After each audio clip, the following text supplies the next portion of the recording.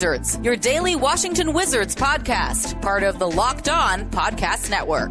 Your team every day.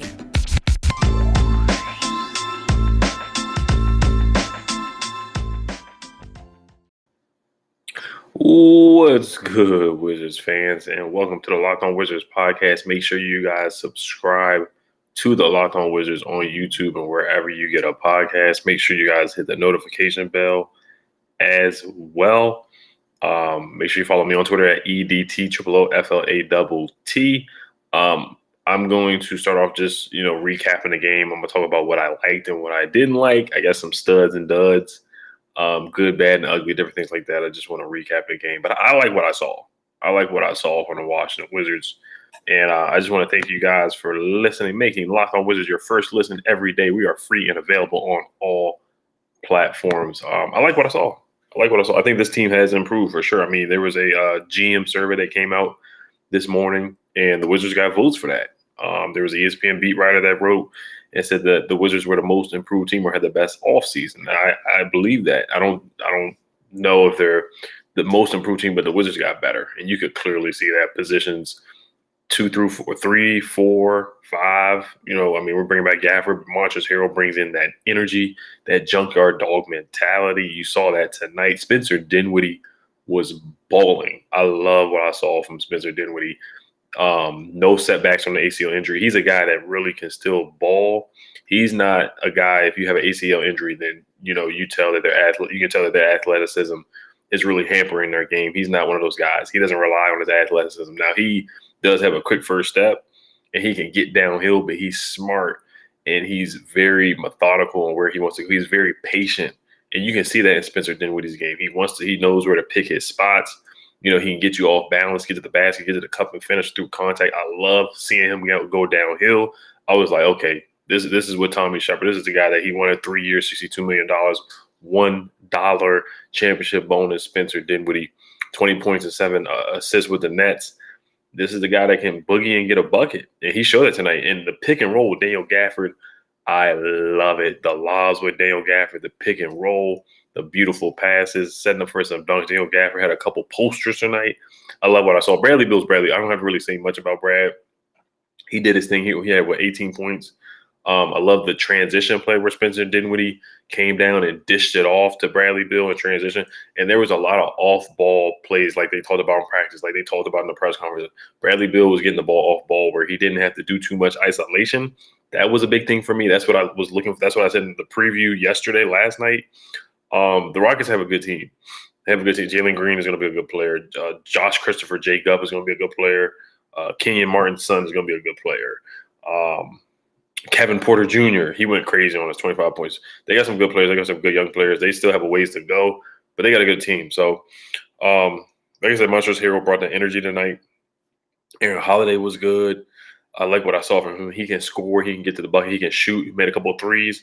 A person that surprised me and kind of surprised me, kind of not, was Corey Kispert, because I know a lot of people overreacted from the Summer League games because he did not, let's be honest, he did not look good. He did not, all of that wasn't his fault. He's a guy that does need other guys to set him up and create, but tonight he was creating for others. I love when he had the wide open three, but he chose to pass it up, took 2 dribbles to the cup, laid it off for Daniel Gafford. Daniel Gafford had a beautiful dunk, a nice monster dunk finish off of a Corey Kispert nice pass. That's what I want to see from Corey Kispert, honestly. And you look at the rotation. I really hope Rui comes back sooner than later. There were some things where, there was reports today that he unfollowed a lot of people on Instagram. He was only following one person, yada, yada, stuff like that. So I hope he comes back sooner than later. KCP was out. The starting lineup, let's talk about the starting lineup. So the starting lineup, was Spencer at the 1, Brad at the 2, Kispert at the 3, Kuzma at the 4, and Gafford at the 5. Montrezl Harrell was one of the first guys off the bench. But Spencer, he got an A+ from me, honestly. I really thought he played well. I thought he managed the game well, was a floor general, picked his spots, was smart with the ball. And he's a guy that doesn't need the ball in his hands all the time. And even when he had the ball in his hands, he was smart with it. He knew how to, he's not going 100 miles per hour. He knows when to change pace. He's just a smart basketball player. When he talks in press conference, that's how he plays. Art, he's very insightful, talking about what he's going to do on the court, the way he moves the ball and passes the ball and gets to the basket. It was beautiful. Montrezl Harrell played his butt off tonight. Like I said, Corey Kispert played well. Let's get to Kyle Kuzma real quick. I'm going to break down each player, how I thought they played tonight.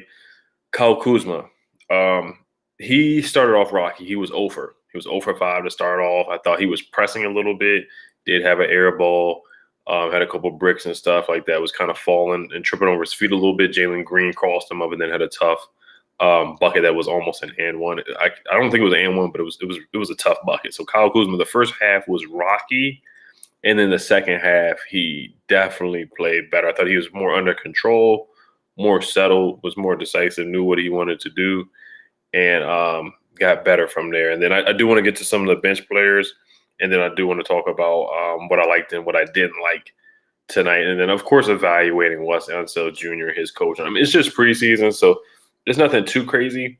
But, of course, there were things that we saw that we liked and that we didn't like. But before we get into that, this episode is brought to you by Sweat Block. It works for up to 7 days per use. So, you got the sweaty armpits and got the stains on your shirt. It's wedding season right now, so you don't want to have that on your shirt right now. Sweat Block is a great defender for that. It has dry shirt guarantee.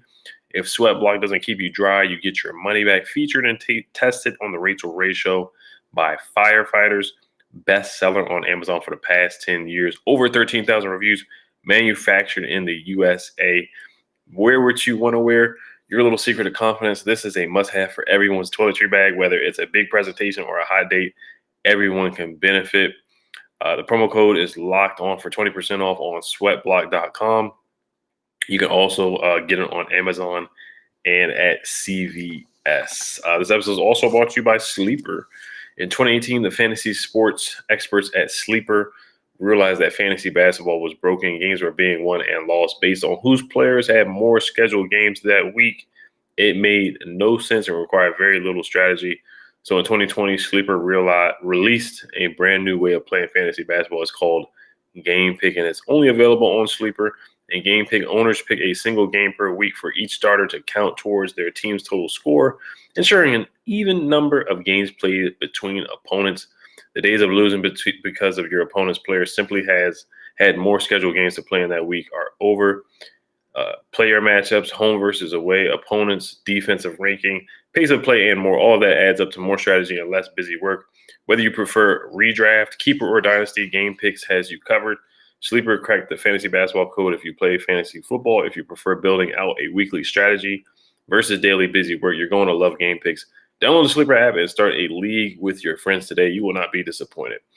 All right, so and then thank you for making Locked On Wizards your first listen every day. We are free and available on all platforms.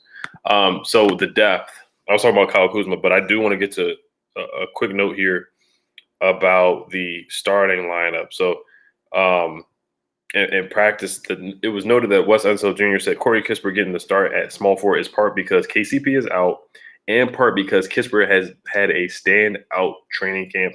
This also indirectly hints that Kentavious Caldwell-Pope is the projected starter at the 3, at least with Rui out and Kuzma at the 4. So KCP did not play tonight because of a dental procedure. Cassius Winston did not play tonight as well. I want to say because of a hamstring.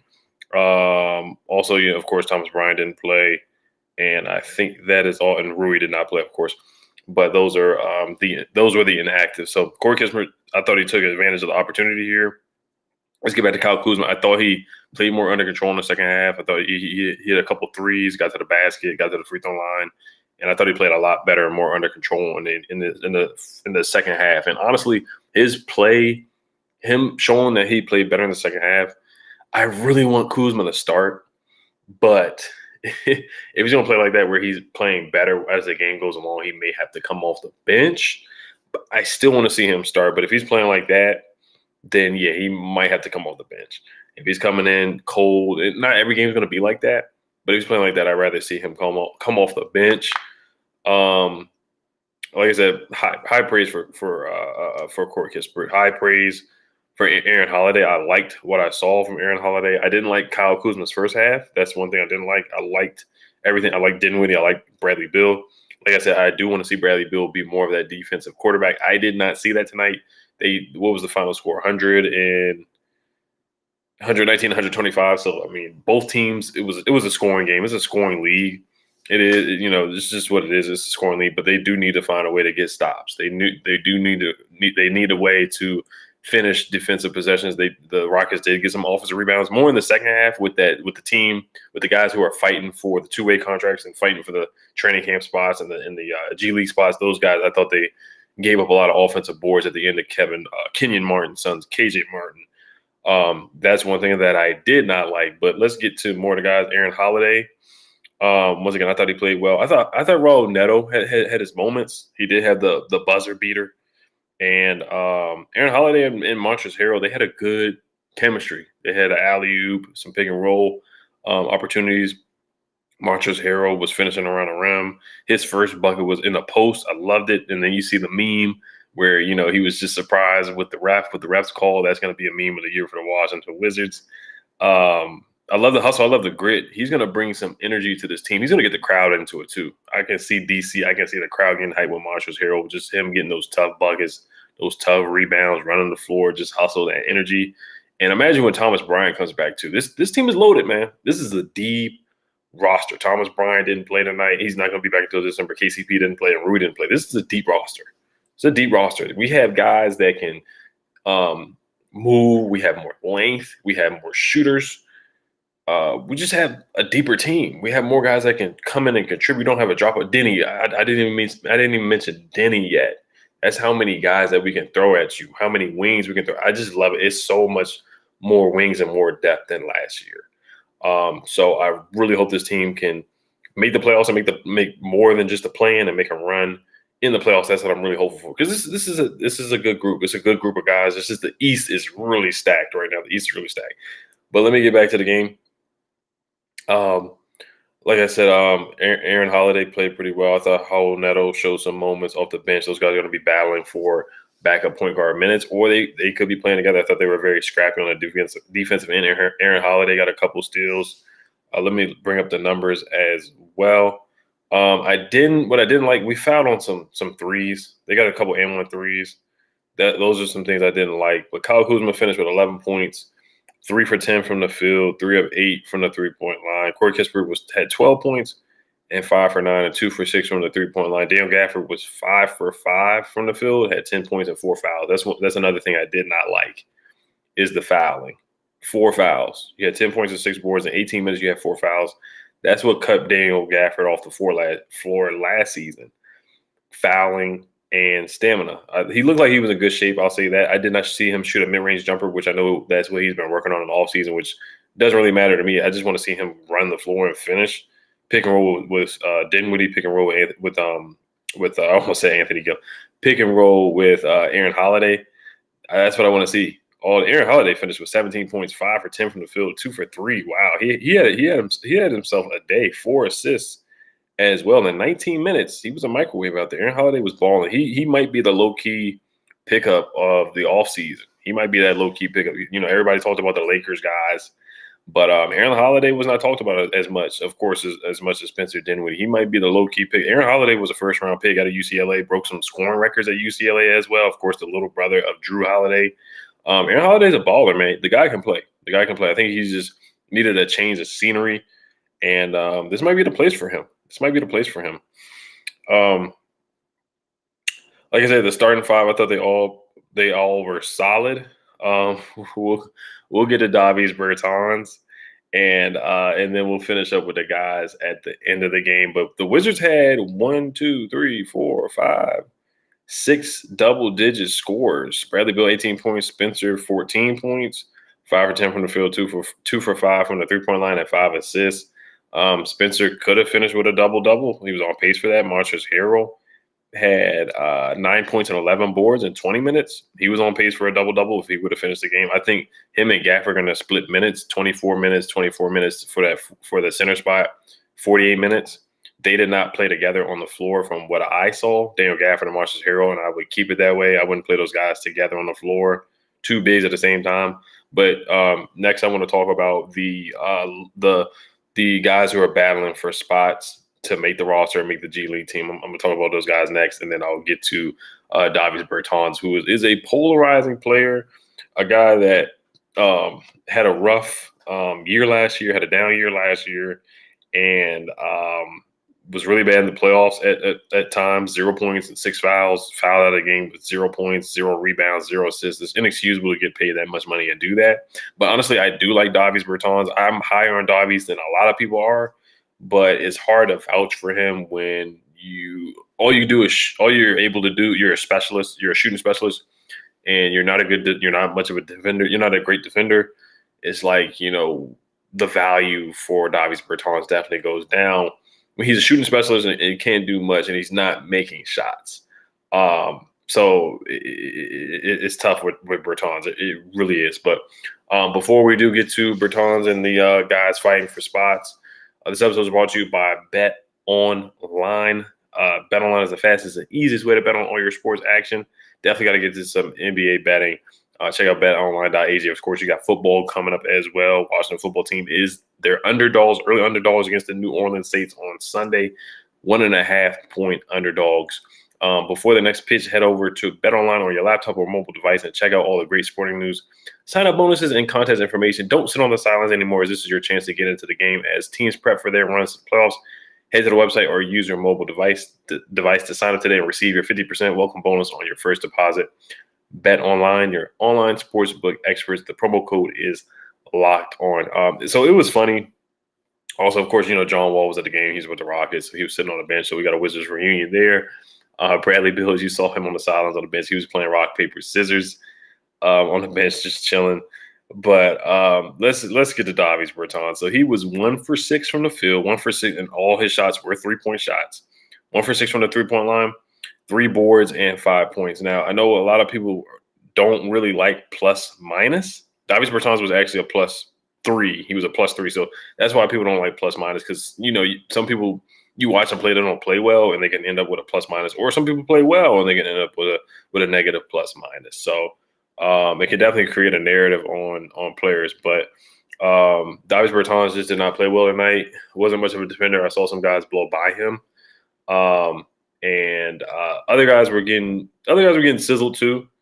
The Rockets, they have some good scorers. They have some guys that can put you on an island and can score. Kevin Porter Jr., he has some tough shots. Communication, that's what I wanted to see as well. I wanted to see more communication. I wanted to see how they guarded the pick and roll. They were okay on the pick and roll. Daniel Tice was able to get some dunks and some lobs.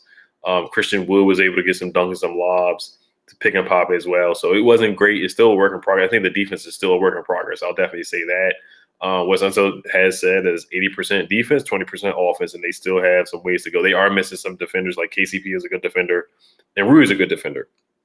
So they are still missing some guys that can defend. And Denny puts effort on the defensive end as well. He just has to work on not fouling when he gets in defensively.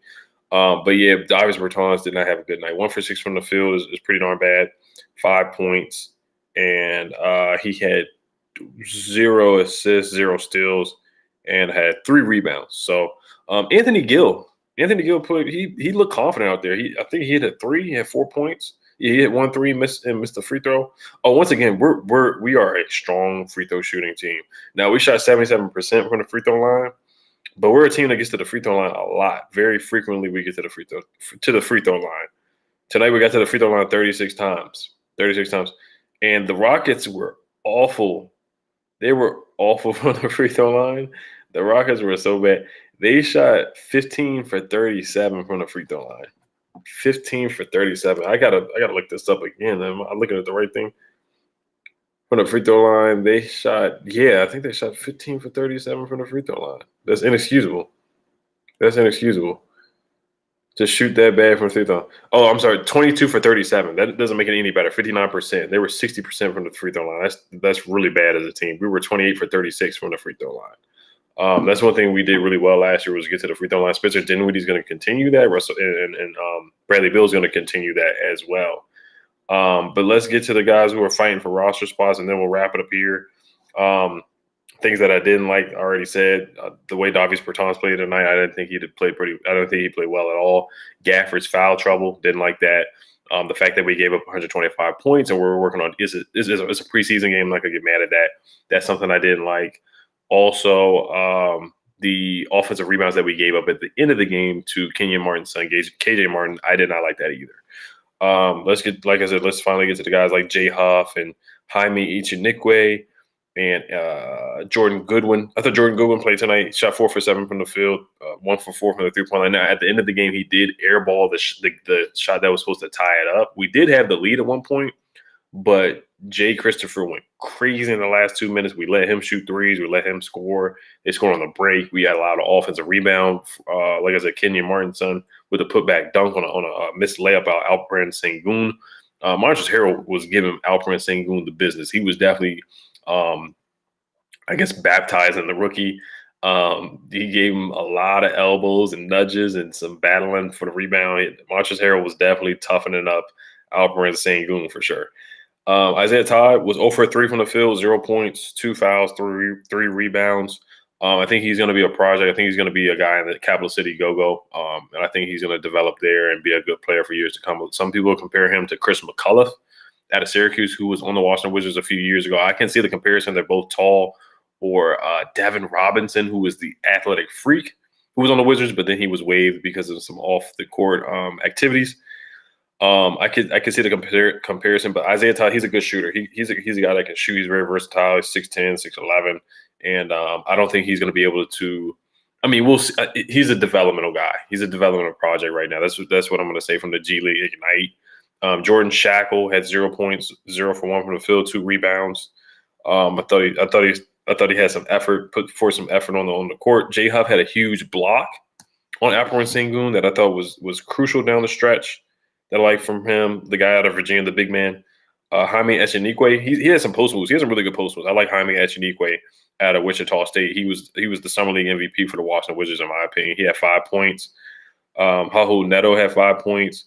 Davis Bertans, if you noticed towards the end, if you turn it off, if you missed the fourth quarter, he was in there with the guys who are fighting for G League spots and two-way contracts. He was in there. He was in there with those guys. He was in there with Anthony Gill and those guys. I don't know. We'll see. I think Davis, he looks like the odd man out right now in the rotation with Corey Kispert starting out. Davis had 19 minutes, and that's not a good thing to get a lot of those minutes towards the end of the game. Kind of like in the NFL, if you're in there with the third string guys in the preseason, that's not much of a good sign, in my opinion. So, you take that for whatever it's worth for Davis Bertans. The trade value, people want to trade him. His trade value is at an all-time low. So just realize that right now. I think we're just going to have to stick it out with Davis. And I'm rooting for Davis. I really think he can contribute. If he is knocking down a three, I think he's able to contribute for the Washington Wizards. So I thought Jordan Goodwin played well tonight. Like I said, 4 for 7 from the field, 1 for 4 from the 3-point line, and 9 points. Just has to just has to hit that shot. I want to see a better shot from the 3-point line. So I don't know. Wes Unseld drew that play up, a pick, and just to come off the screen, dribble, come off the screen and shoot a 3. So I don't know if that was on Wes Unseld Jr. drawing a play up or just a player not executing the play. So we'll see what happened on that one. And that's about it for everything. I think I named and went through everybody, things that I didn't like, and studs and duds, basically things that I didn't like, things that I like. I liked a lot of things more than what I didn't like things. I liked what I saw from Spencer. Spencer looks good, man. He looks good. He looks like a guy that did not come off an ACL injury. He looks really good going downhill and scoring and creating for others. Montrezl Harrell, all the additions look good, in my opinion. All the new guys look pretty good. Like I said, Kyle Kuzma started off slow, but he finished strong. It's not how you start, but it's how you finish. And 6 rebounds. And he's a good rebounder, too. He's a good rebounder. I do want to check if we won the rebounding battle really quick. They had 48 rebounds. We had 45 rebounds. So it wasn't much of a difference. Turnovers, we had 10 turnovers. They had 14 turnovers. So we did win the turnover battle, but they had 3 blocks and we had 4 blocks. How many blocks did Daniel Gafford have? He had 1 block. I need more blocks from Daniel Gafford.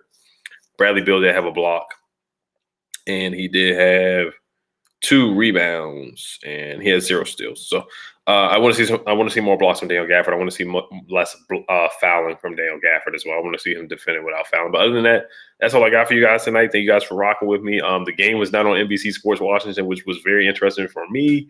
You had to get the game on League Pass or on an alternative site, but it is what it is on that. I'm just happy to see basketball. And they do play the New York Knicks on Saturday at 7 o'clock. So I can't wait for that. That one will be on NBC Sports Washington. So if you're watching local, it will be on there. So you guys, please comment down below on YouTube things that you liked and what you didn't like, studs and duds, your observations, whatever you guys want to comment, and any questions you have. I think I'm going to do a mailbag video on Thursday, and then I'm going to have a co-host most likely starting tomorrow or Thursday. Deolante Daniels. D talks a lot. He is a Washington Wizards YouTuber as well. You can follow him on Twitter at D talks a lot as well. So he's going to be on here, man. It should be a lot of fun, man. You guys are going to be rocking with us with this Wizards season. It's going to be a lot of fun, man. It's going to be a lot of fun. I think I got some good vibes with this team. I got a good feeling about this team. This is a deep team. We did improve. It's a tough Eastern Conference. The Bulls look good tonight. There's some other teams. The Celtics look good last night. I watched some other Eastern Conference teams, and they look darn good. So it's going to be a competitive Eastern Conference. I'm excited to see what will come for the Washington Wizards. All right, you guys. Hail to the Wizards. Peace.